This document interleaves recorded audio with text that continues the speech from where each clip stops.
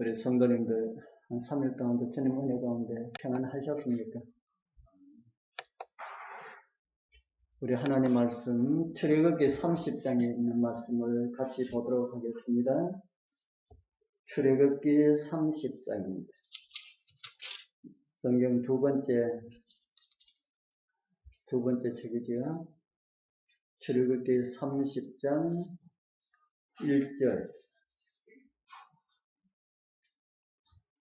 1절부터 3절까지만 읽어보겠습니다. 1절부터 제가 쓰기는 8절까지 기록해 놨는데 1절부터 3절까지만 우리 같이 읽어보겠습니다.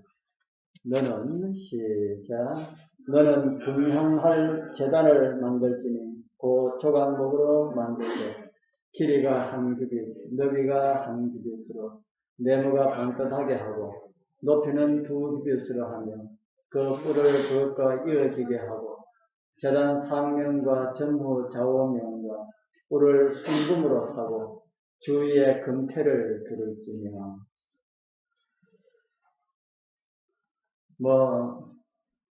만드는 거 나옵니다. 만드는 기록은 우리가 읽어도 잘 씹고 해야 그 진미를 느낄 수가 있지요. 요즘 제가 몇 시간 동안 계속해서 성소와 관련된 내용을 드리는데 지난번에 우리가 성소 뜰을 지나서 성소 안으로 들어왔습니다. 성소 뜰에서는 어떤 일이 일어난다고 했습니까? 성소 뜰에서는 무슨 일이 일어나는가? 어떤 분들 만나면은 전도한다고 하는 이야기가 그들 끄집어내는 말이 구원받았습니까? 라는 이런 말을 하는 것을 들을 수가 있지. 요즘은 그런 사람 많이 못 본 것 같습니다. 한동안 그런 사람들 참 많이 만났는데 구원파 침례교 사람들이 많이 사용하는 그런 질문들입니다. 그런 질문들을 받으면은 여러분들 무엇이라고 대답하면 되겠습니까? 구원받았습니까? 라고 물으면은 무엇이라고 대답해야 되겠습니까? 구원받았다 하면은 나의 모습 보면은 조금 아닌 것 같고 아니라고 아직까지 구원받는 중입니다 하면은 틀림없이 그 사람들이 아주 예리한 이런 질문이 그 다음에 있을 것이고 저도 그런 질문을 그 전에 받았을 때에 그들한테 한 대답들이 지금 생각하면 참 궁색한 답변을 한 것 같다 하는 생각이 듭니다. 사실은 구원받았습니까? 라는 이런 질문은 바른 질문이 못 됩니다. 틀린 질문이라 하는 것이죠. 그러면은 구원받았습니까? 라고 이렇게 만약에 물어온다면은 어떤 대답을 하는 것이 가장 좋은 대답일까? 저는 이 성소 내용을 하면서 한 가지 깨달은 것이 있습니다. 앞으로 누가 구원받았습니까? 라고 이렇게 물으면은 무슨 구원을 이야기합니까? 라고 이렇게 물어보고 싶어요. 어떤 구원을 이야기합니까? 이렇게 물으면은 그 사람이 틀림없이 뒤에 한마디 할 겁니다. 무슨 말을 할까요? 어떤 구원을 이야기합니까? 라고 이렇게 이런 대답을 한다면은 틀림없이 그 사람이 이야기할 겁니다. 아니 구원에도 종류가 있습니까? 라는 이런 질문 틀림없이 할 거예요. 그런 질문이 나오도록 하기 위하여서 한 질문이기 때문에 그렇습니다. 구원에도 종류가 있습니까? 라고 하면은 그러면은 구원의 종류에 대해서 한번 들어보시겠습니까? 이렇게 이야기할 수 있겠잖아요. 구원의 종류에 대해서 한번 들어보시겠습니까? 라고 해서 듣고 싶다 하면은 성서 이야기하면 되는 겁니다. 하나님께서 우리에게 구원받는 이런 단계들에 대해 가지고 아주 청사진을 우리에게 잘 보여주신 것이 있는데 그것이 성소입니다. 그래서 성소의 뜰에 들어가기 위하여서 죄인이 양을 가지고 뜰로 들어가서 제물을 드리는 그 성소 뜰은 믿음으로 말미암는 구원을 우리에게 가르쳐주고 있고요. 그리고 구원 얻은 백성들이 아버지의 보호자를 상징하는 지성소로 들어가기 위하여서는 반드시 거쳐야 하는 것이 있습니다. 뜰에서 지성소 아버지의 보호자까지 가려고 하면 반드시 거쳐야 하는 것이 있는데 어디입니까? 거쳐야 하는 것이 성소입니다. 바로 황금으로 장식된 성소입니다. 구원받은 사람들은, 믿음으로 의롭다함을 받은 사람들은 성소를 통하여서 정금으로 상징된 성화의 경험을 하지 않으면 어디로 갈 수가 없어요? 아버지께로 갈 수가 없습니다. 예수님께서 말씀하시기를 정상적인 방법으로 들어가지 아니하고 담을 넘어간다든지 어떻게 이렇게 들어가는 사람은 다 강도요 절도라고 요한복음에 말씀하셨지요. 그래서 강도와 절도가 하늘에 갈 수 있다고 생각하십니까? 이렇게 물어볼 수가 있을 것이다 라고 생각하는데 요즘은 그런 질문을 하는 사람이 없어서 한동안 그런 질문을 하는 사람이 많이 있을 때는 참 그렇더니만은 그런 사람이 없어서 좀 그렇습니다. 오늘 또 전파가 잘 안 되네요. 그래서 우리는 아버지 보호자 앞으로 가기 위하여 그 중간 단계인 성소로 들어왔습니다. 성소에서 무슨 경험을 하게 된다는 것입니까? 성화의 경험을 하기 위하여서 주님과 함께 성소로 들어왔습니다. 그리고 성소에서 제일 먼저 무슨 경험을 하였습니까?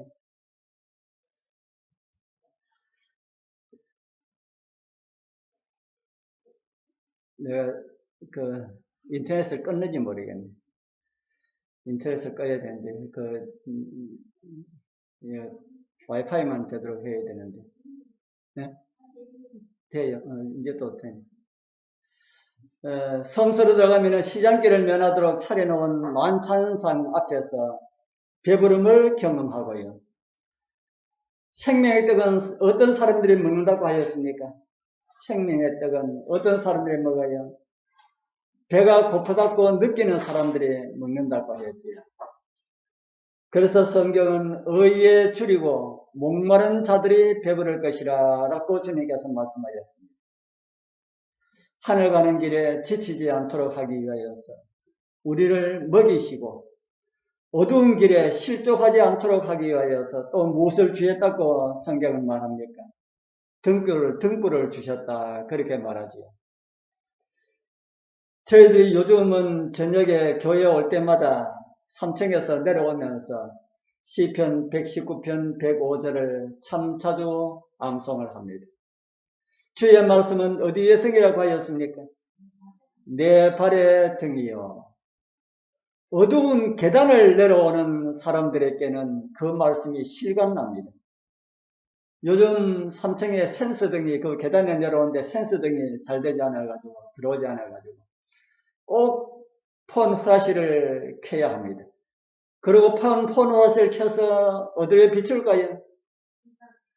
3m, 4m 앞에 비추면 되겠습니까? 계단에 내려올 때는 꼭 어디에 비춰야 된달까요? 발등에 비춰야 됩니다. 발등에. 그래야만이 계단 내려오는데 실수를 하지 않는다 하는 겁니다. 이 세상 캄캄합니까? 이 세상 영적으로 어둡다고 합니까? 한순간도 불빛 없이 걸을 수가 없다는 그런 생각 해보시지 않으셨습니까? 우리 여러분들의 심령에 한순간도 말씀을 잊어버리면은 실족할 수밖에 없다는 그런 세상에 오늘 저와 여러분들이 살아가고 있습니다. 제가 몇 해 전에 새벽기도 나가다가 한 손에 음식물 쓰레기통을 들고 다른 손에는 성경을 들고 아무 생각 없이 문을 열고 씩씩하게 걸어 나오다가 대리석 바닥에 얼은 것을 모르고 봤다가 그대로 미끄러져 가지고 음식물 쓰레기통은 계단에 집어 던져버리고 그래서 아래층에서 주무시던 우리 집사님 가족이 놀라가지고 안에서 두 분이 놀라가지고 막 이야기하시는 것이 제가 다 들었습니다. 그래서 그 덕분에 팔목이 부러져서 조금 고생을 하였지요. 그때 어두운 것을 알고 느끼고 불을 켰더라면은, 후레쉬를 켰더라면은, 그리고 발을 비추었더라면은 그런 일이 있었을까요? 없었을까요? 발을 비추면은 그런 일이 있을 수가 없지요. 이 세상에 말씀의 등불을 우리 발에 비추지 않으면은 실족사할 수가 있다. 그런 사실들을 한순간도 잊지 마시기를 바랍니다. 우리의 발에 등으로 주신 귀한 말씀을 마음에 담아서 시시때때로 그리고 순간마다 말씀을 생각하심으로 실족하지 않고 안전하게 천국까지 도달하게 되길 축복합니다. 먹고 배부르고 이제 불도 가졌으니 등도 가졌으니 이제 거침없이 막 가면은 됩니까? 또 무엇이 부족할까요?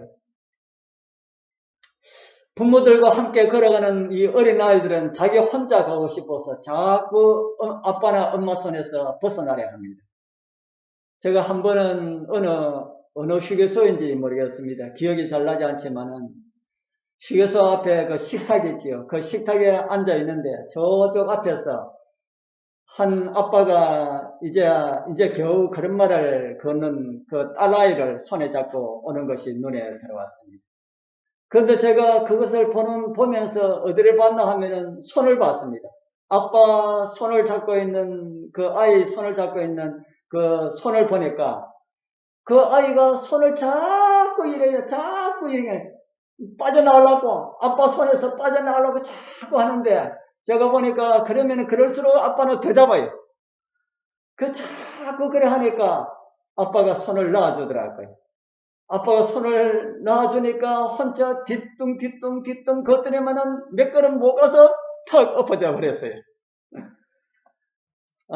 우리 성도님들, 주님 손에 잡혀있는 여러분들의 손을 떼내려고 하지 말기를 바랍니다. 우리 주님 손에서 빠져나가기만 하면은 우리 여러분들이 자유로울 것 같아도 어떻게 한다고요? 바로 넘어지고 만다. 주님 손에서 벗어났다고 좋아하는 순간 멸망이 홀연히 임한다는 것을 잊지 마시길 바랍니다. 오늘 그런 이야기들을 분향단을 통해서 좀 그려보려 합니다. 보좌 앞에 있는 분향단은 우리의 대언자 되시는 예수 그리스도를 가리켜 줍니다. 요한은 하늘 성수를 보고 난 다음에 이런 우리에게 기록을 통해서 보여줍니다.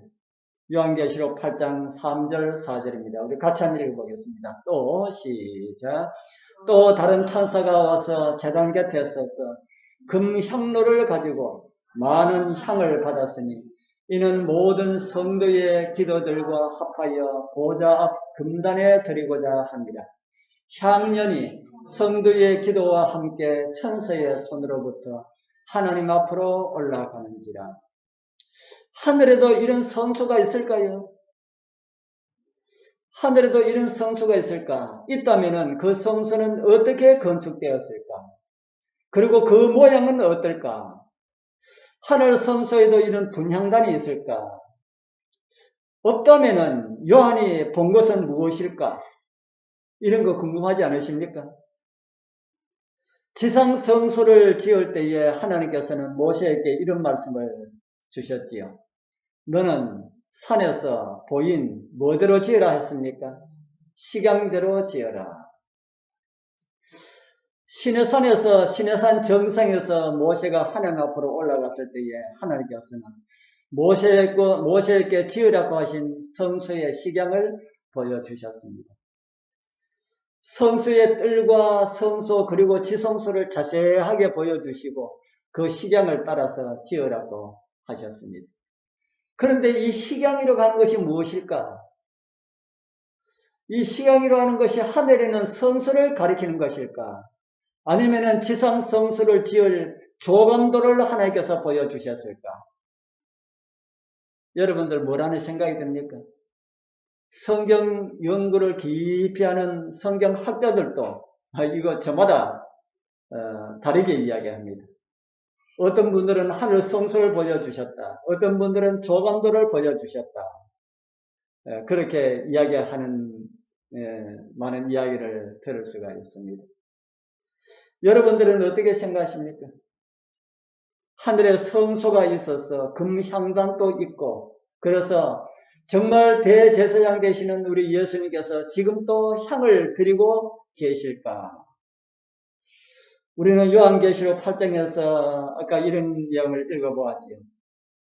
또 다른 천사가 와서 제단 곁에 서서 금향로를 가지고 많은 향을 받았다.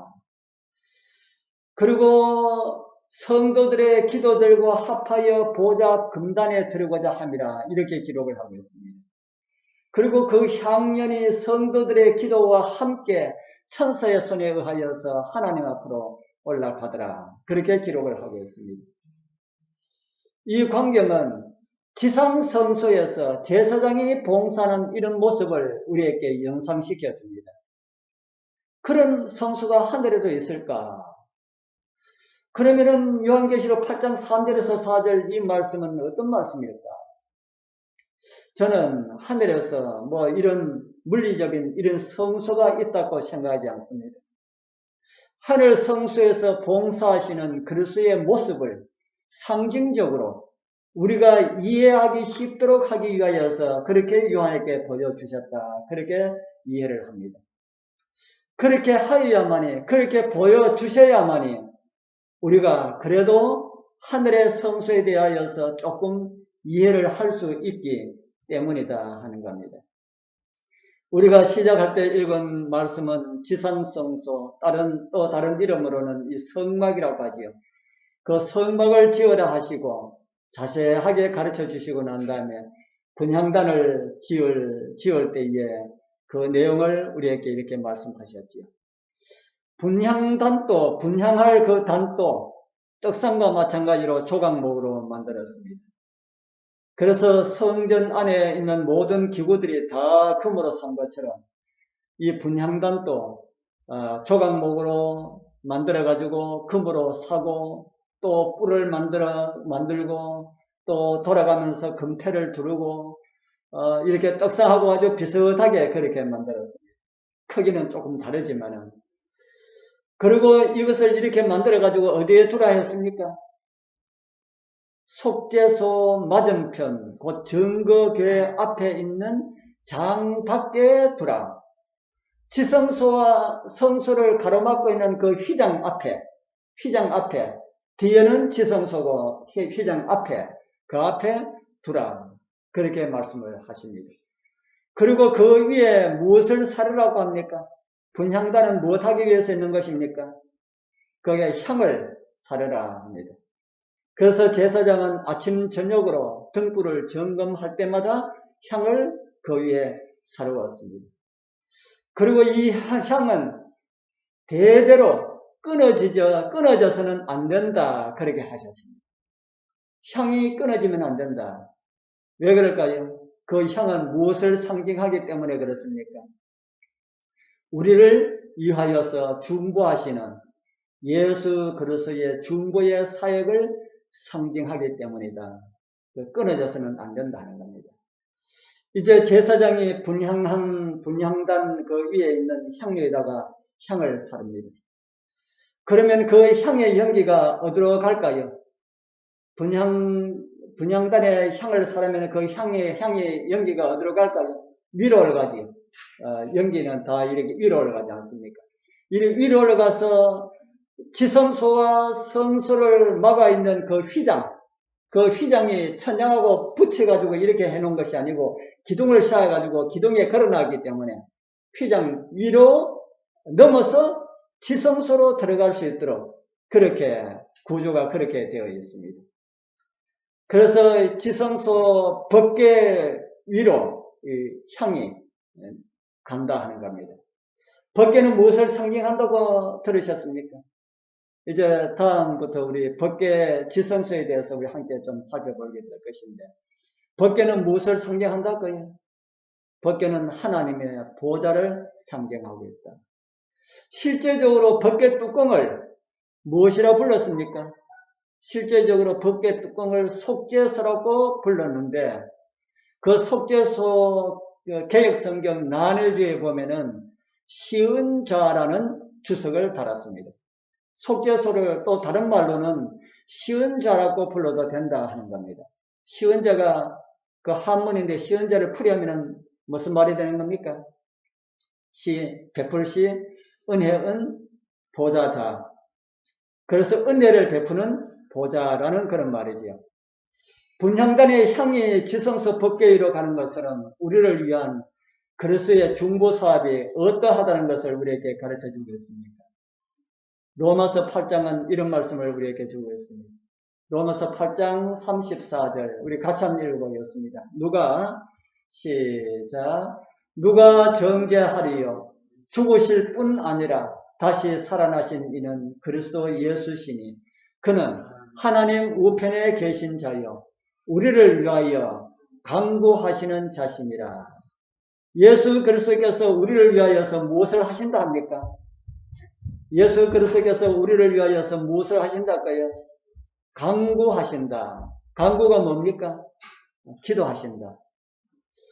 먼저 읽은 요한계시록의 기록을 보면은 우리의 기도와 함께 아버지께 올라간다는 이런 기록을 우리는 이미 보았습니다. 그리스도께서 우리를 위하여서 무엇을 하시는 분이라고 성경은 말합니까? 그리스도께서 우리를 위하여서 강구하시는 분이시다.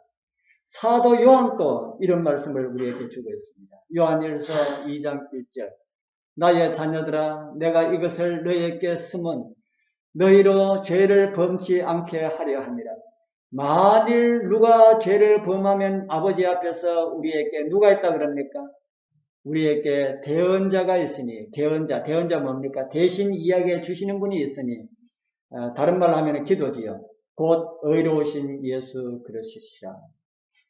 아버지 앞에 어떤 분이 계시다고요? 네, 대언자가 계신다. 무엇 때문에 계실까요? 우리의 죄를 짓지 말아야 되는데 너희로 죄를 범치 않게 하려 함이라. 죄를 짓지 말아야 되는데 범하지 말아야 되는데 그런데 혹 실수를 해가지고 죄를 범하면은 어떻게 하시겠다고 하는 겁니까? 어떻게 하시겠다고요? 우리 대신 우리의 죄를 위하여서 중보하시겠다. 이런 말씀을 통하여서 우리를 사랑하시는 아버지께서 어린 아기의 손을 잡고 가시는 아빠의 모습이 여러분들은 연상되지 않았습니까? 성경은 우리를 넘어지지 않도록 기도로 우리를 붙잡아 주시는 그런 분으로 그리스도를 소개하고 있다 하는 겁니다. 우리의 대언자 예수 그리스도로 인하여서 감사하고 우리의 죄를 용서해 주시기를 원하시는 그리스도 예수로 인하여서 기뻐하게 되길 바랍니다. 성경에 또 이런 말씀이 있습니다. 로마서 6장 26절에는요. 또 감동적인 말씀이 있지요. 로마서 8장 26절 우리 또 같이 한번 읽어보겠습니다. 이와 같이 시작. 이와 같이 성령도 우리 연약함을 도우시나니 우리가 마땅히 빌 바를 알지 못하나 오직 성령이 말할 수 없는 탄식으로 우리를 위하여 친히 간구하시느니라. 예수 그리스도께서 우리를 위하여서 간구하시고 또 다른 한 분을 우리에게 소개하고 있지요. 누가 또 우리를 위하여 간구하신다 그럽니까? 성령께서. 우리가 성경을 자세히 읽어보면은 이 말씀 후에 있는 말씀이 우리 밑에 로마서 8장 34절에 있는 말씀입니다. 조금 전에 우리가 읽었지요. 누가 정죄하리요? 죽으실 뿐 아니라 다시 살아나신 이는 그리스도 예수시니 그는 하나님 우편에 계신 자요 우리를 위하여 간구하시는 자십니다. 죽음을 이기신 예수 그리스도께서 우리를 위하여서 친히 간구하시고 또 누가 우리를 위하여 간구하신다고요? 성령께서 우리를 위하여 간구하신다. 우리 여러분들 기도 드릴 때에 기도 잘 해야 됩니까? 우리가 기도 드릴 때 기도 잘 해야 됩니까? 기도 잘 해야 되지요. 기도하기 위하여서 우리가 무릎을 꿇을 때에 누구 앞에 있다는 것을 생각하고 무릎을 꿇으십니까? 기도하기 위하여서 우리가 무릎을 꿇을 때 집에서나 어디에서나 무릎을 꿇을 때에 누구 앞에 우리가 있다고 생각하고 무릎을 꿇으십니까? 여러분들은 그런 생각 안 하고 그냥 뭐 기도하자 하고 그냥 무릎 꿇고 뭐 그냥 그렇게 기도하십니까?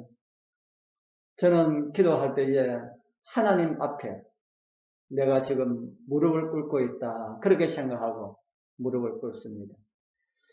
지존하시며 거룩하시며 하늘 천사들도 그분 앞에서는 날개로 그 얼굴을 가리우고 서 있는 정말 우리는 두려워해야 할 분, 아버지 하나님이십니다.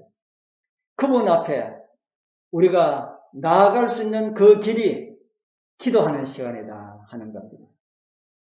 기도하는 시간을 그렇게 생각하지 않으시고 기도 들으신 분이 있다면 이제 다음부터 기도하실 때마다 아버지 앞에서 내가 무릎을 꿇는다 그렇게 생각하시고 기도하시면 은혜가 더 있을 것입니다. 더 기도가 더 간절해질 겁니다.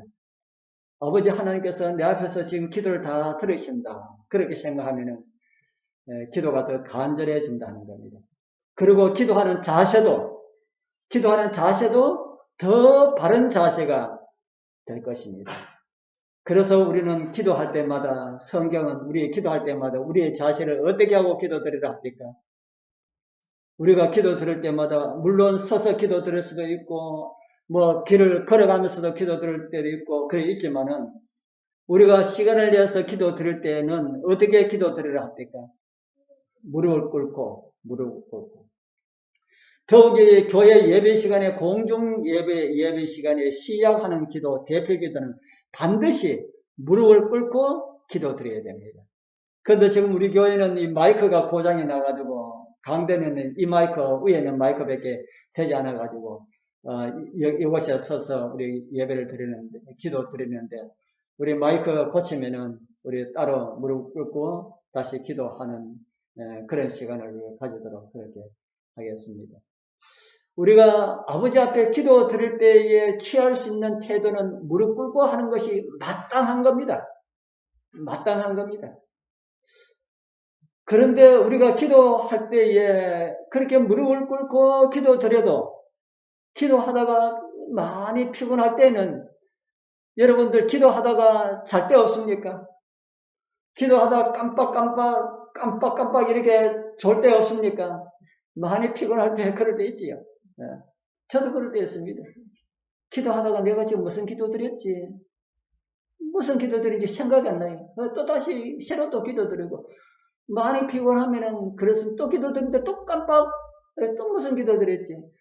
그럴 수 있다는 겁니다. 일부러 그렇게 해서는 되지 않아야지만은 우리가 간절히 기도 드릴 때라도 그렇게 기도 드릴 때도 있다는 겁니다.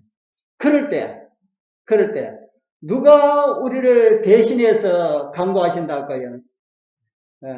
예수님께서 또 성령께서 우리의 기도를 대신해서 올려주신다. 다른 말로 하면 기도를 다듬어가지고 아버지 앞에 가져다 주시는 분이 계신다. 참 힘이 되지 않습니까? 제가 군위에 있으면서 아이들하고 같이 많이 있었습니다. 그 아이들에게 안시학교 기도를 시키자. 아니, 교회도 뭐, 이렇게 뭐, 하나님도 누군지 모르고 예수님도 누군지 모르는데 뭐 어떻게 그런 이야기 하는 거 제가 가르치면서, 하나하나 가르치면서 시킴이 됩니다.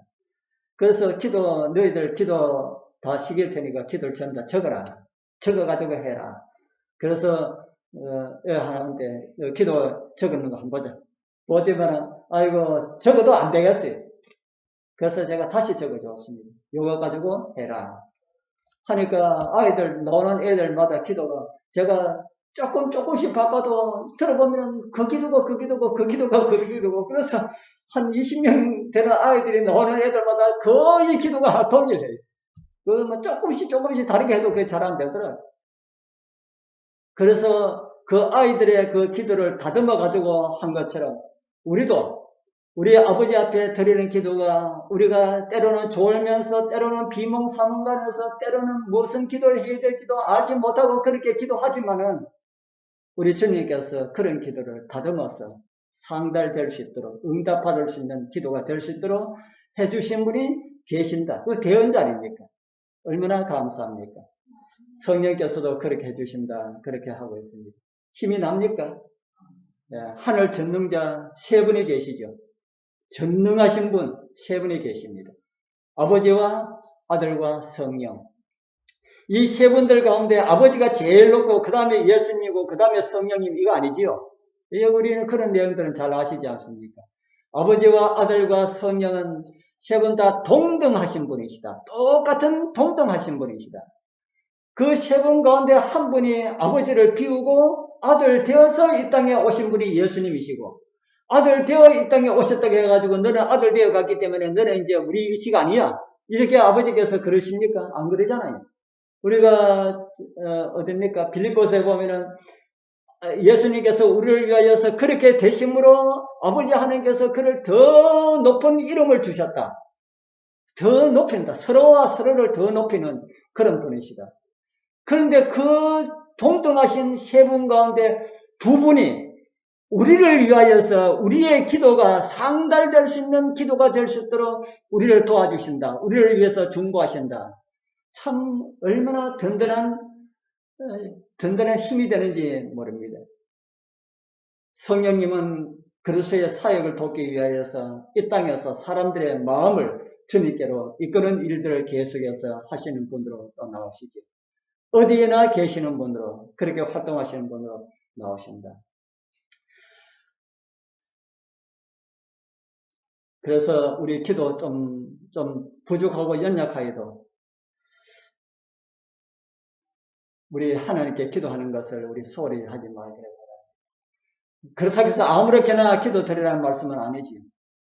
어린 아기가 엄마라는 말도 못하는데 엄마는 아기가 배고픈지 응아를 했는지 잘 압니다.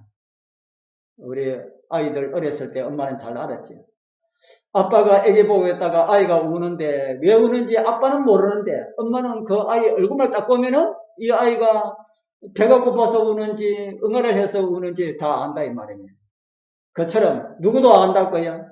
우리 하나님께서도 예수님께서도 성령님께서도 우리를 알고 우리가 무릎만 꿇으면은 우리 얼굴만 딱 보면은 저 성도가 무엇이 필요해서 무릎을 꿇다 하는 거지 아신다 이 말입니다.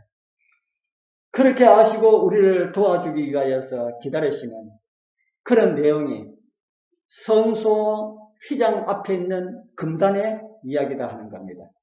우리의 소원을 아버지께 올려서 각별하게 우리를 도와주시고 우리와 함께 하늘 가기 위해서 그렇게 하시는 분이시다.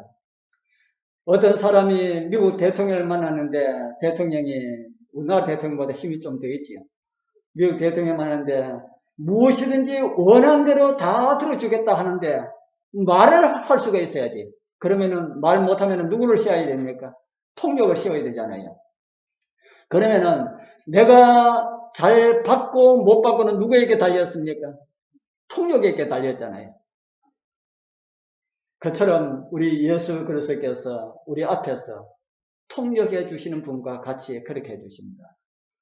우리의 기도가 서툴고 아둔하고 중언부언할지라도 주님께서 가장 좋은 말씀의 기도로 아버지 앞에 있는 우리의 기도가 상달되도록 아름다운 향연을 첨가시켜서 올려보내신다. 이런 주님을 우리의 중보자 통역자로 모시고 있음을 감사하게 되길 바랍니다. 이러한 경험을 할 때에 우리의 모습은 우리는 부족해서 연약해서 그렇게 중언부언하는 이런 기도라도 이렇게 자꾸 올리고 한다면은 우리는 성소에서 이런 경험을 한다면은 우리의 모습이 어떻게 된다고요? 그 금 색깔처럼 우리의 성품이 그렇게 닮아간다. 그래서 성화의 경험을 하게 된다는 사실을 성소에서 우리에게 가르쳐 주겠습니다. 성소에 들어와서 떡을 먹었다고 왜 이렇게 변화되지 않는가 이렇게 하지 말기를 바랍니다. 빛을 따라간다고 해서 너무 엎드리지도 말기를 바랍니다. 성수에서 베풀어 주신 그 은혜를 믿고 따라가는 사람들은 빛을 받은 사람들은 또 다른 사람에게 그 빛을 비춰주게 되겠지요. 그리고 그들은 기도하는 사람들이 될 것입니다. 성수의 새기고 예수님의 사역이기도 하지만은 우리가 그렇게 살아야 할 본을 우리에게 보여주겠다. 말씀 열심히 읽고 연구하고 우리에게 주어진 빛, 그 복음을 또 다른 사람에게 전하고 우리도 이웃을 위하여서 기도하는 이런 삶을 통하여서 정말 변화된 그런 삶으로 주님의 오심을 촉진시킬 수 있는 그런 우리 모든 성도님들 다 되기를 축복합니다.